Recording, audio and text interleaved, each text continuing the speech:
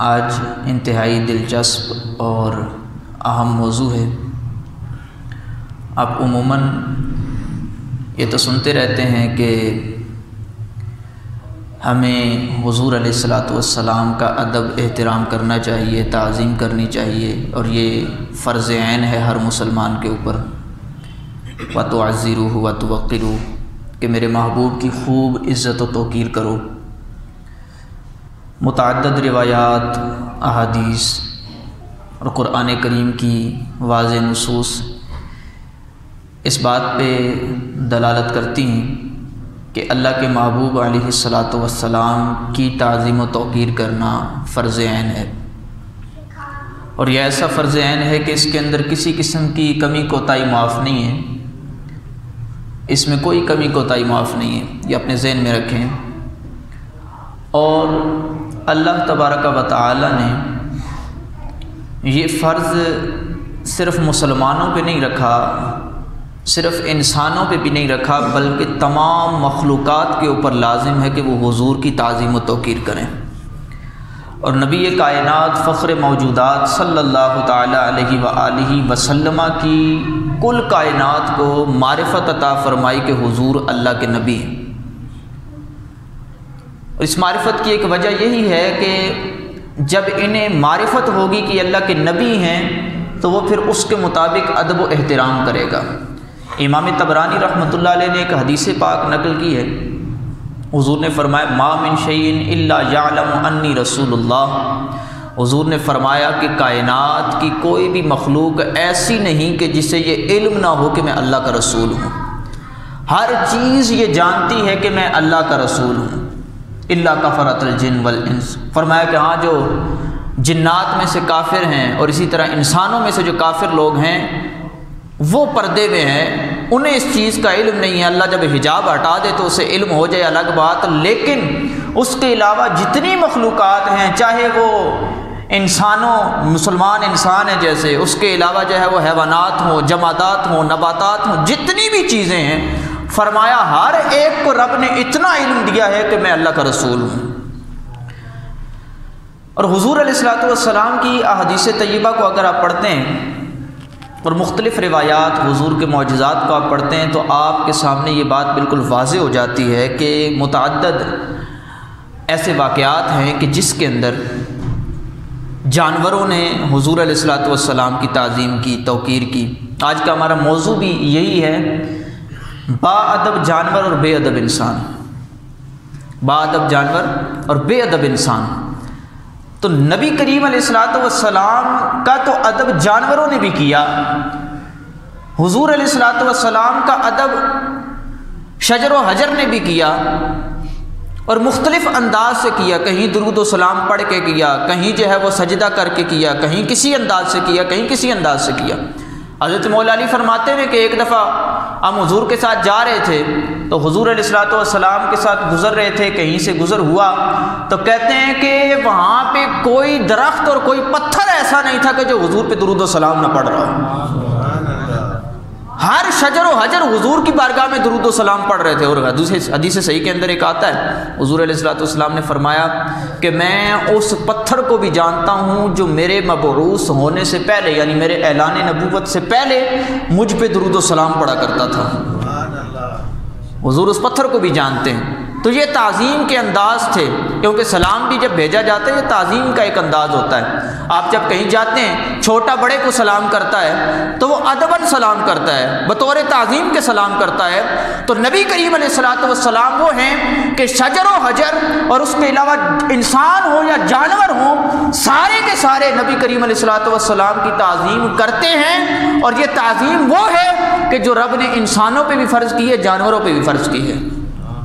نبی کریم علیہ الصلوۃ والسلام کی ایک حدیث پاک ہے، حضرت انس رضی اللہ تعالیٰ عنہ کے راوی ہیں۔ حضرت انس کہتے ہیں کہ ایک دفعہ انصار کا ایک اونٹ تھا، وہ بکھلا گیا اور بالکل جو ہے وہ پاگل ہو گیا، اب وہ ہمارے قابو میں نہیں آ رہا تھا، حتیٰ کہ اس کے ذریعے ہم پانی لایا کرتے تھے، اور پانی جب آتا تھا تو ہم اپنی فصلوں کو سیراب کیا کرتے تھے، کھیت وغیرہ ہمارے اسی سے سیراب ہوتے تھے۔ تو کیا ہوا کہ اب وہ جب بکھلا گیا تو اب وہ کسی کے قابو میں نہ آئے، فصلیں ایسے ہی بنجر پڑی ہوئی ہیں، اس کے اوپر جو ہے نا پانی ہم نہیں ڈال سکتے، اور بڑے معاملات خراب ہو گئے۔ کہتے ہیں کہ جب ایسی کیفیت بن گئی تو ہم ایک ہی رستہ تھا صحابہ کے پاس، جب پریشان ہوتے تھے حضور کی بارگاہ میں آ جایا کرتے تھے۔ نبی کریم علیہ الصلوۃ والسلام کی بارگاہ عالی میں حاضر ہو گئے، حضور علیہ الصلوۃ والسلام کی بارگاہ میں آ کے عرض کرنے لگے، یا رسول اللہ، ہمارا ایک اونٹ تھا، اس کے اوپر ہم پانی لاد کے لایا کرتے تھے، لیکن اب جو ہے وہ بکھلا گیا ہے، پاگل ہو گیا ہے، اس کو اب ہم قابو میں نہیں آ رہا ہمارے۔ حضور علیہ الصلوۃ والسلام نے فرمایا کہ اٹھو چلتے ہیں اس کے پاس۔ بڑی توجہ سے سنیے گا اور خود حاضر بھی رہیے گا اور سنیے گا بڑی توجہ سے، اور اس کو سند حسن کے ساتھ امام طبرانی رحمۃ اللہ علیہ نے بھی نقل کیا ہے، مسند احمد کے اندر بھی موجود ہے، مختلف کتب کے اندر یہ روایت موجود ہے اور حدیث ہی حسن ہے۔ کہتے ہیں کہ جب نبی کریم علیہ الصلوۃ والسلام ان کے گھر میں تشریف لے کے گئے انصاری صحابی کے، تو اونٹ ایک سائڈ پہ بیٹھا ہوا تھا، اب کوئی قریب نہیں جا رہا تھا۔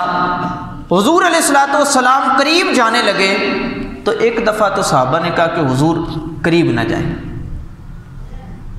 انا نخاف علیک صولتہ، یا رسول اللہ ہمیں یہ ڈر ہے کہ یہ کہیں آپ کو نقصان نہ پہنچا دے، تو لہٰذا اس کے قریب نہ جائیں۔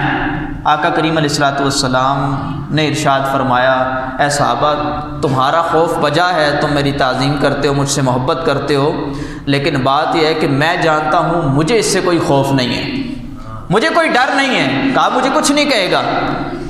تو کہتے ہیں کہ حضور علیہ الصلوۃ والسلام جب قریب گئے، اونٹ بھی اٹھ کے آیا، اونٹ بھی اٹھ گیا۔ اب کیا ہوگا صحابہ بھی دیکھ رہے ہیں۔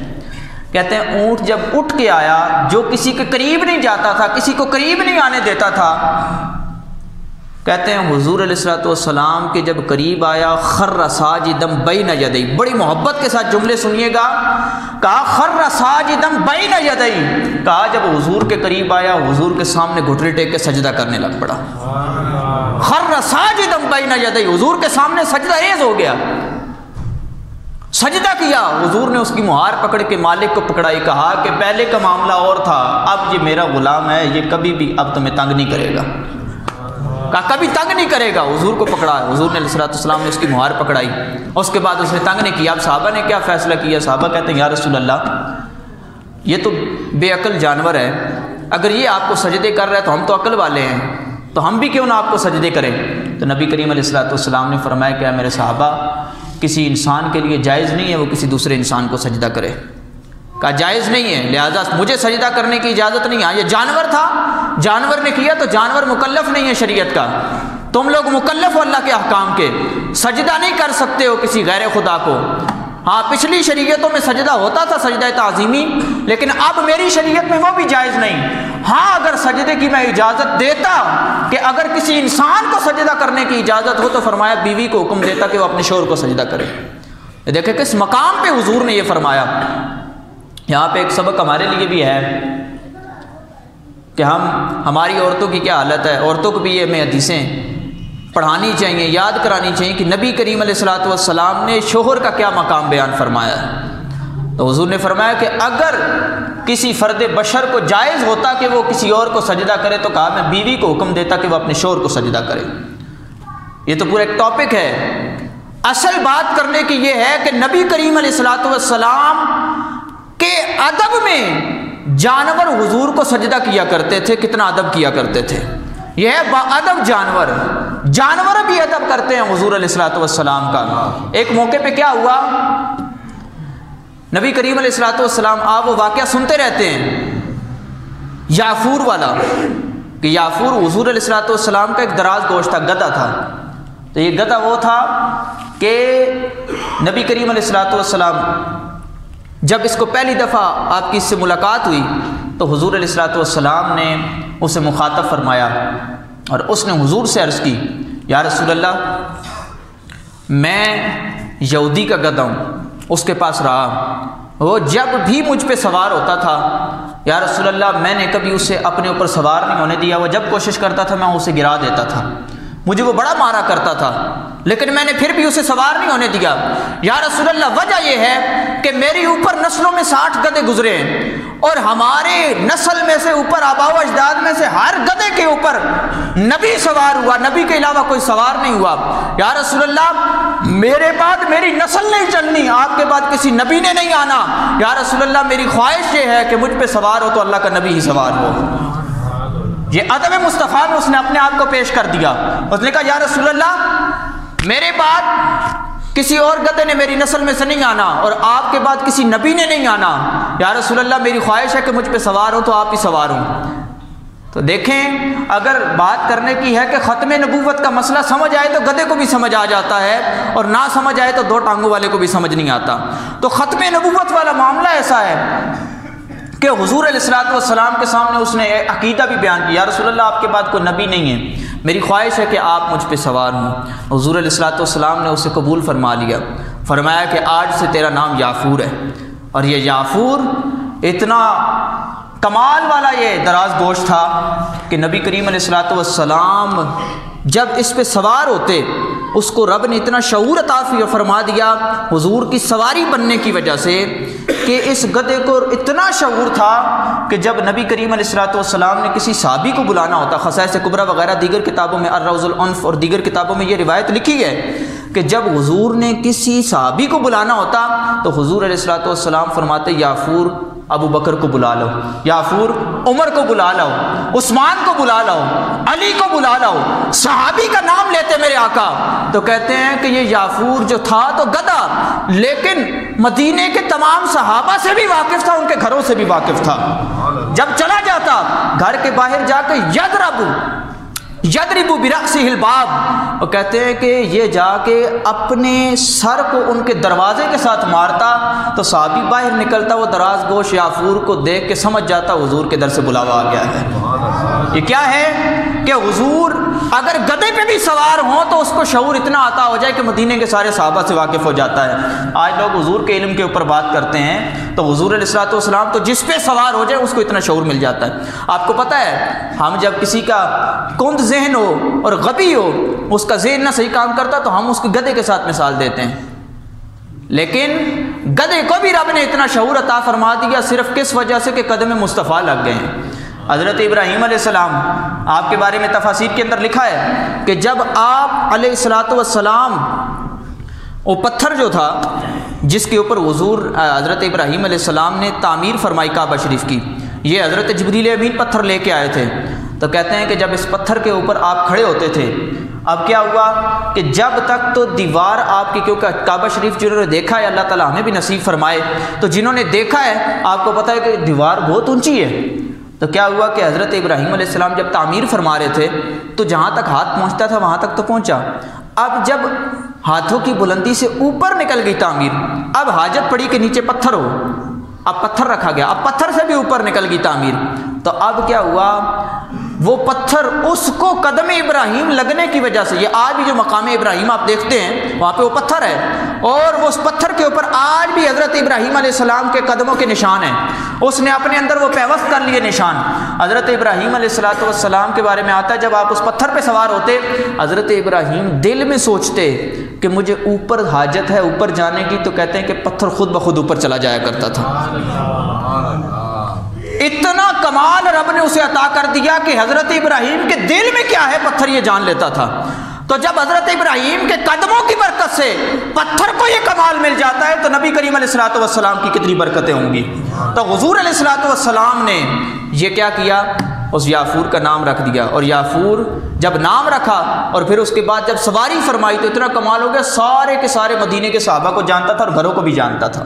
اور پھر کیا ہوا، حضور علیہ الصلوۃ والسلام ایک دفعہ آپ کے پاس ایک آیا عربی، اس نے کہا کہ میں جو ہے آپ کو تب مانوں گا کہ یہ جو میرے پاس گو ہے، اس نے وہ گرگو بھی ہم کہتے ہیں، گو جانور ہے جو، تو گو پکڑ کے لے کے آیا ہوا تھا، اس نے کہا کہ یہ اگر گواہی دے کہ آپ حق ہیں تو میں تب آپ کا کلمہ پڑھوں گا۔ تو گو نے، حضور نے اسے خطاب فرمایا، ہاں تو کس کی عبادت کرتی ہے؟ تو اس نے کہا کہ میں اس رب کی عبادت کرتی ہوں کہ جو عرش کا بھی رب ہے، سارے جہانوں کا مالک ہے۔ اس نے فصیح زبان میں، واضح زبان میں یہ کلمات بولے، لوگ حیران ہیں، حضور کے سامنے وہ گو کلام کر رہی ہے۔ پھر اس نے اگلی بات کیا کی حضور نے اس سے پوچھا یہاں بتا کہ میں کون ہوں؟ کہا کہ انت رسول رب العالمین و خاتم النبیین، کہا کہ آپ اللہ رب العالمین کے رسول ہیں اور سب سے آخری نبی ہیں۔ تو سمجھ آنے کو آئے تو جانوروں کو عقیدہ ختم نبوت سمجھ آ جاتا ہے کہ اللہ کے آخری نبی حضور علیہ الصلوۃ والسلام ہیں۔ یہ میں نے جیسے حدیث عرض کی، ما من شیء الا یعلم انی رسول اللہ، ہر چیز کو رب نے میری معرفت عطا فرمائی ہے کہ میں اللہ کا رسول ہوں، ہر چیز یہ جانتی ہے۔ تو کیا ہوا جب اس نے یہ دیکھا کہ یہ تو گو بھی ان کے کلمے پڑھ رہی ہے، تو پھر اس وقت اس نے بھی حضور علیہ الصلوۃ والسلام کا کلمہ پڑھا اور حضور کی غلامی اختیار کر لی۔ اور نبی کریم علیہ الصلوۃ والسلام ایک دفعہ حضرت سفینہ رضی اللہ تعالیٰ عنہ، یہ وہ صحابی ہیں کہ ان کے بارے میں آتا ہے کہ حضور علیہ الصلوۃ والسلام کے غلام تھے، یہ حضور نے ان کو آزاد کیا تھا، آزاد کردہ غلام تھے۔ تو ایک دفعہ کیا ہوا کہ آپ کہیں لشکر سے بچھڑ گئے، سمندری سفر کیا، کشتی ڈوب گئی اور آپ کو لہروں نے جو ہے وہ جس طرح لہریں جو ہے نا وہ بندے کو اڑا اڑا کے کہیں پھینکتی ہیں، تو آپ کو کسی لہر نے جب سمندر سے باہر پھینکا تو آپ شیر کی کچھار میں گرے جا کے۔ اب جو غار ہے اس کے اندر شیر موجود تھا، کہتے ہیں کہ ڈر اسی کا تھا کہ جو اب یہی ڈر تھا کہ آگے شیر نہ ہو، کہتے ہیں کہ آگے شیر آ گیا، آگے شیر بیٹھا ہوا ہے، رستہ مجھے نہیں پتہ، میں آ گیا ہوں اور اب آیا بھی وہاں پہ ہوں جس سے لوگ بہت زیادہ ڈرتے ہیں، شیر سامنے موجود ہے، حضرت سفینہ ہے کس کے غلام؟ حضور کے غلام ہیں۔ اب یہ دیکھیے گا صحابہ کا عقیدہ اور پھر ادب آگے دیکھیے گا شیر کیسا ادب کرتا ہے۔ آج میں نے پچھلی دفعہ بھی عرض کیا تھا کہ صحابہ نے آج تک جتنے جہاد کیے، جتنی جنگیں کی، صرف حضور علیہ الصلوۃ والسلام کی محبت کے بلبوتے پہ کی، ان کو اپنے اور کسی کمال کے اوپر جو ہے گھمنڈ نہیں تھا، اصل ان کو ایک ہی گھمنڈ تھا کہ بھائی ہم کو حضور علیہ الصلوۃ والسلام سے محبت ہے۔ اب کیا ہوا، ہم حضور کے غلام ہیں۔ حضرت سفینہ کہتے ہیں جب وہ منظر میرے سامنے تھا کہ میں شیر کی کچھار میں ہوں، شیر سامنے ہے، اب کیا ہو، کہتے ہیں یا ابا الحارث انا مولا رسول اللہ، بڑے حاضر دماغی سے یہ جملے سنیے گا صحابی رسول کے، کہتے ہیں شیر میرے سامنے ہے۔ میں نے کہا او شیر تجھے پتہ نہیں میں رسول اللہ کا غلام ہوں؟ سمجھ نہیں آئی آپ کو؟ کہا کہ شیر تجھے معلوم نہیں، انا مولا رسول اللہ، میں تو حضور کا غلام ہوں۔ کہتے فتح تا رسول فتح تا راسو، اور کہتے ہیں کہ جب اس نے یہ جملے سنے شیر نے فوراً اپنی گردن جھکا دی، شیر نے اپنی گردن جھکا دی، اور شیر نے جب گردن جھکائی تو اب صحابی کہتے ہیں کہ اس نے مجھے تھوڑا سا اپنی آواز میں، یہ امام حاکم نے سند صحیح کے ساتھ اس حدیث کو نقل کیا ہے مستدرک کے اندر، امام طبرانی نے بھی نقل کیا ہے، تو مختلف محدثین نے اسے اپنی کتب کے اندر نقل کیا اس حدیث کو۔ کہتے ہیں کہ اس شیر نے جب اپنی گردن جھکا دی تو میں نے شیر کو کہا بات یہ ہے کہ میں اس طرح رستے سے سائیڈ پہ ہو گیا ہوں اور یوں مجھے لہروں نے یہاں پہ گرا دیا ہے، اب مجھے رستے کا نہیں پتہ۔ کہتے ہیں شیر نے سر کے ساتھ اشارہ کیا، آگے آگے چلنے لگ پڑا، 7 صبح تک میرے چلتا رہا جب تک مجھے صحیح رستے پہ نہیں چڑھا دیا۔ یہ کیا ہے؟ شیر کو بھی پتہ ہے کہ اللہ کے رسول کون ہے، اور شیر بھی جانتا ہے کہ بھائی کس کے اوپر ہم نے حملہ کرنا ہے، کس پہ نہیں کرنا۔ حضور کا غلام، اس پہ شیر بھی حملہ نہیں کرتا، حضور علیہ الصلوۃ والسلام کا غلام تھا۔ کہا کہ انا مولا رسول اللہ، کہا تجھے پتہ نہیں میں حضور کا غلام ہوں؟ عقیدہ دیکھیں صحابی کا، کہا جو مرضی مصیبت آ جائے بچائے گی تو حضور کی غلامی بچائے گی، اس دنیا میں بھی حضور کی غلامی بچائے گی، قیامت کے دن اللہ کے حضور بھی ہم عرض کریں گے یا اللہ ہم حضور کے غلام ہیں، رب اسی غلامی کے صدقے ہمیں بخش دے گا۔ یہ کیا ہے؟ یہاں بھی یہ غلامی کام آئے گی، وہاں بھی یہ غلامی کام آئے گی۔ صحابہ کا یہ نظریہ ہے۔ آج تو یہ ایک ذہن میں رکھیں، اگر کوئی مصیبت بھی آ جاتی ہے ہم واویلا کرنے لگ پڑتے ہیں، کبھی کوئی کسی کو یاد کرتا ہے، کبھی کوئی کسی کو یاد کرتا ہے۔ آج ایک وظیفہ لے لو، وہ یہ کہ جب بھی مصیبت آئے رسول اللہ کو یاد کرو، ساری مصیبتیں دور ہو جائیں گی، غم دور ہو جائیں گے۔ یہ ایک وظیفہ آپ اپنے پاس لے لیں۔ آپ کو مصیبت آ گئی، آپ درود پاک کی کثرت کرنے لگ پڑیں، اللہ کا ذکر کریں، آپ درود پاک کی کثرت کریں گے سارے غم مٹ جائیں گے۔ بس نظریہ اپنا بنا لیں۔ یہ کیا ہے؟ کہا کہ حضور کو فوراً یاد نہیں کر، اصل تو نسبت حضور کی گنوائی نا، تو گویا حضور کا ذکر کیا، شیر کے سامنے حضور کا ذکر کیا، فوراً شیر نے بھی سجدہ کر دیا، اس نے اپنا سر جھکا دیا۔ یہ ہے حضور کی غلامی۔ حضور کا غلام جہاں بھی آتا ہے تو وہ حضور علیہ الصلوۃ والسلام کی غلامی پہ فخر کرتا ہے، حضور کی غلامی ہی اس کا سب سے بڑا سٹیٹس ہوتی ہے۔ اور یہ تو تھا جانوروں کا ادب، لیکن اللہ معاف کرے، آپ کو پتہ ہے کہ آج کل کیا کیا ہو رہا ہے، انسان بے ادب ہو چکے ہیں۔ با ادب جانور تو ہیں لیکن بے ادب انسان نکل آئے، تو جانوروں کا ادب دکھانا اصل مقصود تھا انسانوں کو، کہ جب جانور بھی ادب کر رہے جن میں عقل نہیں، تو اے عقل والو تم تو زیادہ لائق ہو کہ حضور کا ادب و احترام کرو۔ وَتُعَزِّرُوهُ وَتُوَقِّرُوهُ، کہ تم پر تو لازم ہے کہ میرے محبوب کی عزت و توقیر کرو۔ یہ تو حضور علیہ الصلوۃ والسلام کی عزت و توقیر کرنا ہم پہ فرض عین ہے۔